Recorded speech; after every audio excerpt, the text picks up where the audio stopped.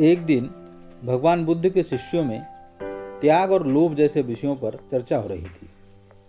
बहुत समय बीतने पर, बहुत ज़्यादा चर्चा होने के बाद भी शिष्य किसी निर्णय पर नहीं पहुँचे, तो सबने मिलकर भगवान बुद्ध के पास पहुँचने का निर्णय लिया।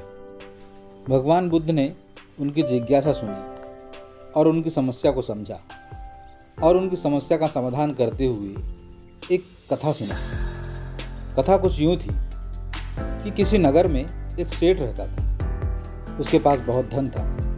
उसकी तिजोरियां हमेशा मोहरों से भरी रहती थी, लेकिन उसका लोभी मन नहीं मानता था। जैसे जैसे धन बढ़ता था, उसकी लालसा और भी बढ़ती जाती थी। सेठ बहुत ही कंजूस था, कभी किसी को एक कौड़ी भी नहीं देता था। यदि कोई उसके दरवाजे पर आकर हाथ फैलाता तो वह उसको धुतकार देता। संयोग से एक दिन उसके यहाँ एक साधु आया।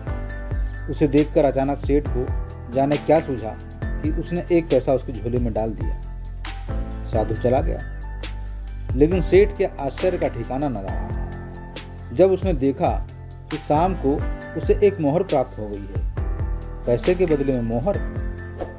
वाह! मारे खुशी की वह कूदने लगा, परंतु थोड़ी ही देर में उसकी सारी खुशी काफूर हो गई। उसके भीतर कोई कह रहा था कि अरे ओ मूर्ख सेठ, तूने साधु को पैसा ही क्यों दिया? यदि एक मोहर दी होती तो ना जाने कितना मालामाल हो जाता। ऐसा विचार आते ही सेठ ने अपने आप को धिक्कारा। हाँ, सचमुच मैंने मूर्खता की। अगर अब वह साधु आएगा तो मैं उसे जरूर मोहर दूंगा।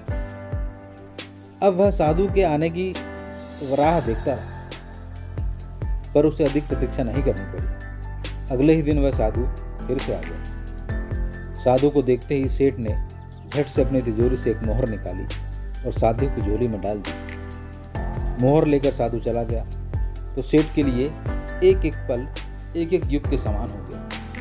वह चाहता था कि कैसे भी शाम हो, क्योंकि अगर शाम होगी तो उस मोहर के बदले और ज़्यादा मोहर आएगी। शाम भी हुई, रात भी हुई, लेकिन उसकी इच्छा पूरी नहीं हुई।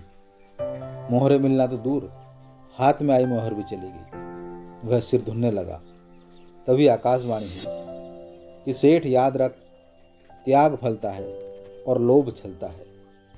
कथा समाप्त करते हुए भगवान बुद्ध ने कहा कि अगर आप किसी की सहायता, किसी की मदद त्याग स्वरूप करते हैं, बिना किसी छल के करते हैं, बिना किसी स्वार्थ के करते हैं, निष्कपट रूप से अगर आप किसी की सहायता करते हैं, किसी की मदद करते हैं, तो वह त्याग कहलाता है।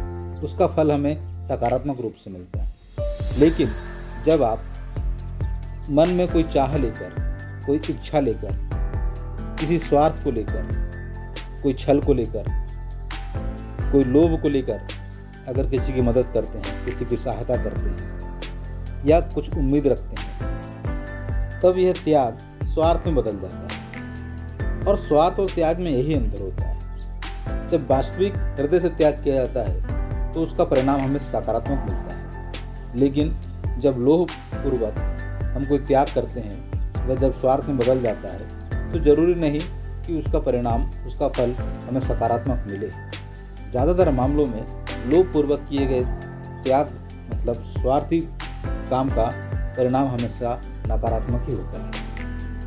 भगवान बुद्ध की बात सुनकर भगवान बुद्ध के शिष्यों की सारी समस्याओं का समाधान हो गया।